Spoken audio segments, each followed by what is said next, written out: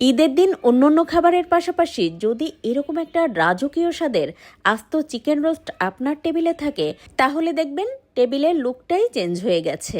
আর এভাবে যদি এই চিকেন রোস্টটা বানানো হয়, তাহলে যেমনি হয় জুচি আর তেমনি খেতেও হয় অসম্ভব মজার। পুরো ভিডিও দেখতে থাকেন, আশা করি ভালো লাগবে আর কাজেও লাগবে। তাই ভিডিওটা শেয়ার করে রেখে দেবেন আপনার টাইমলাইনে, এতে করে বানানোর আগে আর খোঁজাখুঁজি করতে হবে না। যখনই দরকার হবে তখনই একটু বানিয়ে নিতে পারবেন। শুরুতে এখানে 1 কেজির একটু বেশি একটা চিকেন খুব ভালোভাবে ধুয়ে পরিষ্কার করে নিয়ে পানি ঝরিয়ে নিয়েছি। এখন এই যে চিকেনের যে নরম অংশটা আছে, সেটা মাংসওয়ালা পাশটা বেশ ভালোভাবে চিড়ে নেব।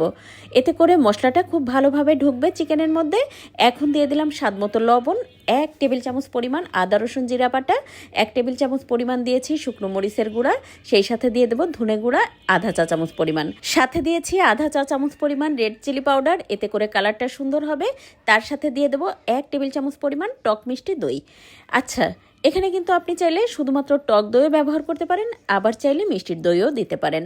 আজকে আমার বাসায় টক মিষ্টি দইটা ছিল, তাই আমি এটা দিয়েই রান্নাটা করছি। তারপর খুব ভালোভাবে এটা মেখে নিয়ে রেস্টে রেখে দেব এই 5 থেকে 6 ঘন্টা। সবচাইতে বেশি ভালো হয় যদি আপনি সকালে অথবা দুপুরে রান্না করেন, তাহলে আগের দিন রাতে খুব ভালোভাবে ম্যারিনেট করে ঢাকনা দিয়ে ঢেকে ফ্রিজের নর্মাল চেম্বারে রেখে দিবেন। আচ্ছা, এটা কিন্তু মিনিমাম 2-3 ঘন্টা আপনাকে রেস্টে রেখে দিয়ে তারপর রান্না করতে হবে, না হলে কিন্তু এই যে মশলাটা ভালোভাবে ঢুকবে না। তারপর এই যে 2 পা ধরে সুন্দর করে একটা সুতা দিয়ে বেঁধে দিলাম, এতে করে মুরগিটা ভাজার সময় আর খুলে আসবে না। আর বড় সাইজের যে টুথপিকগুলো আছে, সেটা দিয়ে এই হাতের অংশটা খুব সুন্দর করে আমি লাগিয়ে দিলাম, যেন কোথাও কোনো পাশে খুলে না আসে বা রান্নাটা করতে সমস্যা না হয়।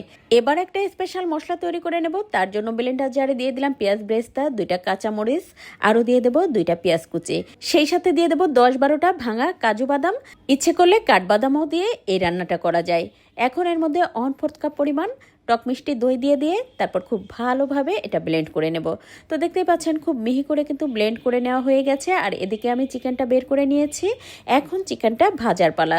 তার জন্য চুলায় বেশ খানিকটা পরিমাণ তেল খুব ভালোভাবে গরম করে চিকেনটা আলতো করে ছেড়ে দিয়ে উপর থেকে একটুখানি তেলটা তুলে দেব, যেন মশলাটা খুব ভালোভাবে চিকেনের মধ্যে লেগে থাকে। তো এই তো বেশ খানিকটা সময় ভেজে নিয়েছি, আর প্রত্যেকটা পাশ উল্টে পাল্টে ঘুরিয়ে ফিরিয়ে সুন্দর করে লাল লাল করে ভেজে নিতে হবে। এতে করে কিন্তু তাহলে চিকেনটা খেতে বেশি ভালো লাগবে। চিকেন ভাজতে তো আর এত তেল লাগবে না, তাই তেলটা আলাদা করে তুলে নিয়ে 3 টেবিল চামচ পরিমাণ তেলের মধ্যে 1 টেবিল চামচ পরিমাণ ঘি দিয়ে দিয়েছি এলাচ, দারচিনি, লবঙ্গ, তেজপাতা আর একটা বড় এলাচ দিয়ে 20 সেকেন্ড ফোড়ন তুলে নিয়ে আদা রসুন আর জিরা বাটা দিয়ে 3-4 মিনিট কষিয়ে নিয়ে দিয়েছি শুকনো মরিচের গুঁড়া আর ধনে গুঁড়া 1 চা চামচ করে, সেই সাথে দিয়ে দিলাম আগে থেকে ব্লেন্ড করে রাখা ওই যে স্পেশাল মশলা। তারপর এই মশলাটা খুব সুন্দর করে কষিয়ে নেব 7-8 মিনিট সময় নিয়ে। দিয়ে দেবো 1 টেবিল চামচ পরিমাণ টমেটো সস, আরও দিয়ে দেবো স্বাদমতো লবণ। এবার কিন্তু দিয়ে দেবো আমার ঘরে বানানো স্পেশাল গরম মশলা গুঁড়া। ইচ্ছে করলে আপনি এখানে রোস্টের মশলাটাও দিয়ে দিতে পারেন, চাইলে তান্দুরি মশলা দিয়েও এই রান্নাটা করতে পারেন। ঢাকনা দিয়ে ঢেকে প্রায় 10-12 মিনিট মশলাটা ভালোভাবে কষিয়ে নিয়ে দিয়ে দিলাম আগে থেকে ভেজে রাখা চিকেন। ঢাকনা দিয়ে ঢেকে 4-5 মিনিট রান্না করে নেব চুলার আঁচ মিডিয়াম রেখে। আর তারপর তো এটা আলতো করে উল্টে দেব। 2টা সাইড বেশ ভালোভাবে কষিয়ে নিয়ে এখন ঢাকনা দিয়ে ঢেকে এটা আরও একটু সময় রান্না করে নিয়ে এই পর্যায়ে দিয়ে দিলাম 1 কাপ পরিমাণ লিকুইড দুধ। তারপর একটুখানি নেড়ে মিশিয়ে দিয়ে চিকেনটা রান্না করে নেব একটুখানি সময় নিয়ে, যেন মাংসটা খুব ভালোভাবে সিদ্ধ হয়ে যায়। এবার এর মধ্যে দিয়ে দেবো 2 টেবিল চামচ পরিমাণ পেঁয়াজ ব্রেস্তা, আরও দিয়ে দেবো 2 টেবিল চামচ পরিমাণ মাওয়া। হাতের কাছে যদি মাওয়া না থাকে, তাহলে ঘি আর গুঁড়া দুধ একসাথে মিশিয়ে আপনি এটা কিন্তু দিয়ে দিতে পারেন, তাহলে ইনস্ট্যান্ট মাওয়ার কাজ করবে। এখন এর মধ্যে আরও 1 টেবিল চামচ পরিমাণ ঘি দিয়ে দিলাম, এতে করে এত ভালো ঘ্রাণ আসে।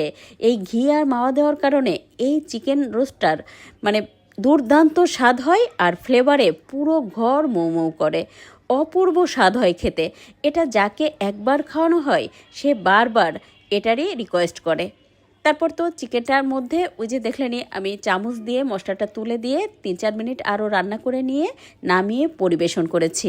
আচ্ছা, আপনারাই বলেন তো, আপনার ডাইনিং টেবিলে যদি এরকম একটা চিকেন রোস্ট থাকে, তাহলে সব খাবার থেকে আগে চোখ চলে যাবে ঠিক এই চিকেন রোস্টের দিকে।